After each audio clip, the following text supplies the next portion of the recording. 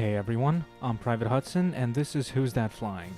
Who's That Flying was developed by Mediatonic and is available on Steam for the PC, also available for the PSP and PlayStation 3 through the PlayStation Mini program, and was recently released on the iPhone.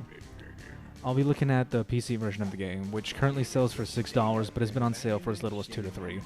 Who's That Flying is a cheap, humorous, horizontal shmup from a small indie company, so don't expect anything fancy from the likes of Thunder Force, Gradius, etc. This isn't a bullet hell type of game, and there aren't really any power-ups or pickups to speak of. It is an extremely simple and minimalistic shooter. Still, it has a very interesting and unique presentation, despite looking like your usual Flash game. There are 5 areas with 3 levels each.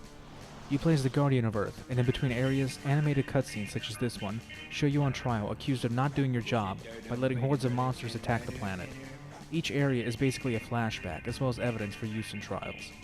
These cutscenes are very well done, with some amusing gibberish voice acting. The writing style is light and humorous, as I imagine you can already tell by the name that can be shortened to WTF. Who's That Flying features an interesting gameplay mechanic where you can't die. You're the Guardian of Earth, you're simply far too powerful. Unlike most other shmups, there is no penalty for running into enemies. As a matter of fact, you can tear the small common enemies known as Ravagers in half when you run into them. However, I don't recommend it, since the animation for it takes way too long and gives other Ravagers the opportunity to slip by you. By slipping by you, I mean this. Because you are by all intents and purposes immortal, the only way to lose the game is to actually let too many Ravagers enter the city. The amount of Ravagers that can slip by you is the same for each and every level, and it's 50. As I said earlier, there are no pickups in this game. However, you can charge up special attacks by continuously killing enemies, as you can see on the bars on the bottom left of the screen. Each time a bar is filled up, you can unleash a special attack. The first one is the Turbo Fire mode, where your rate of fire is greatly increased. The second one is a small laser that insta-kills Ravagers and does a lot of damage to other enemies, while the third is a huge laser beam that pretty much destroys everything in sight. When using your special attacks, your charge meter doesn't decrease. For example, if you have 1.5 bars full and you activate Turbo Fire, you'll still be charging the meter up with a small laser, but if you let a Ravager enter the city, all your charges are completely depleted. Who's That Flying features an extremely basic pattern. The first level in the world introduces you to a new type of enemy. The second level introduces you to a similar but stronger type of enemy. And the third level ends with a timed boss fight that, yeah, you guessed it, is pretty much the same enemy but bigger and stronger. This is without a doubt one of the game's biggest flaws: lack of variety. There are 3 types of enemies, not only per level but per area as well.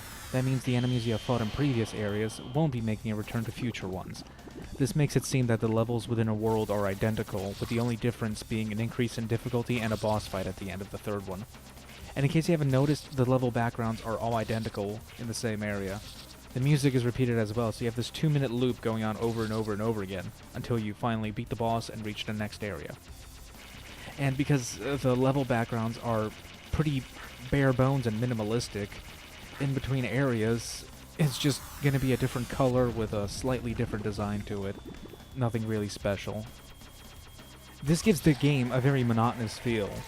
On the bright side, the boss fights are always fun and manage to keep things fresh. The story mode is also very short, so the repetition doesn't outstay its welcome.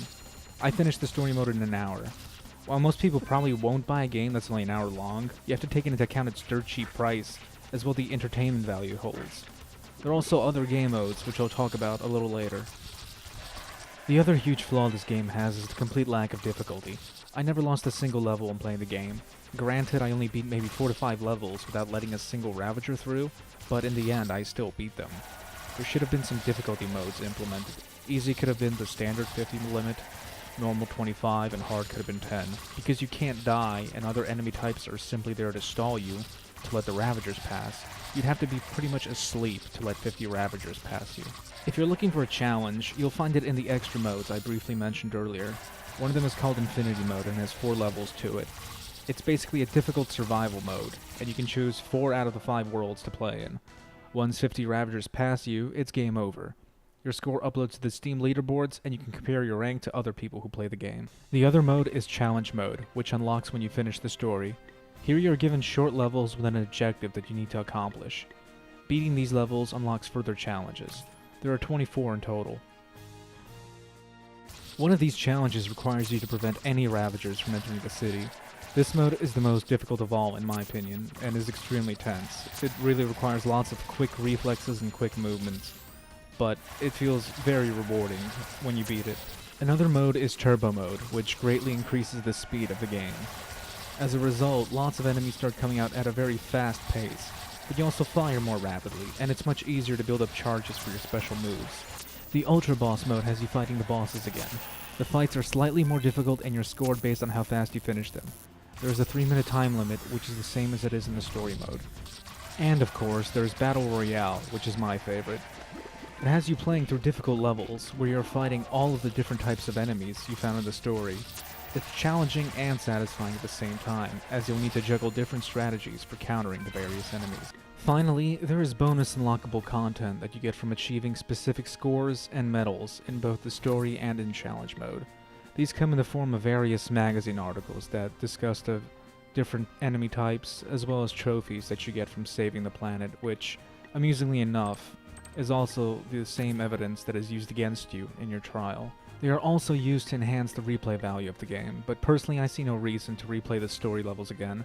And I think most people will agree with me unless they're perfectionists and need to prevent all 50 Ravagers from reaching the city in every level, or are just achievement hunters and simply need those useless Steam achievements for some sort of reason. Overall, Who's That Flying is a fun little cheap game.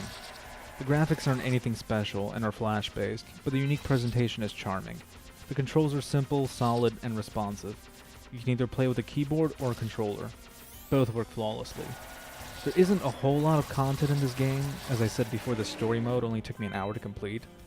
It's not perfect, with the lack of variety and monotony I mentioned before, but it's certainly enjoyable thanks to the interesting boss fights, as well as the animated cutscenes that separate the worlds. There's also a lot of very challenging content found in the extra game modes that may keep you glued for a few more hours. I didn't bother doing that many of them, but that stuff is always user preference. Some people like it, I don't. To conclude, Who's That Flying is a good game. It's not great, and it could have been a lot better if there were difficulty options, for example, as well as some variety between the levels, but the extra challenges make up for these downfalls. For the price that it's available for, it's worth picking up if you like what you're seeing. It's not a must-own, but if you've enjoyed what you saw and heard, you can't go wrong. I'm PvtHudson, and I'll see you guys next time.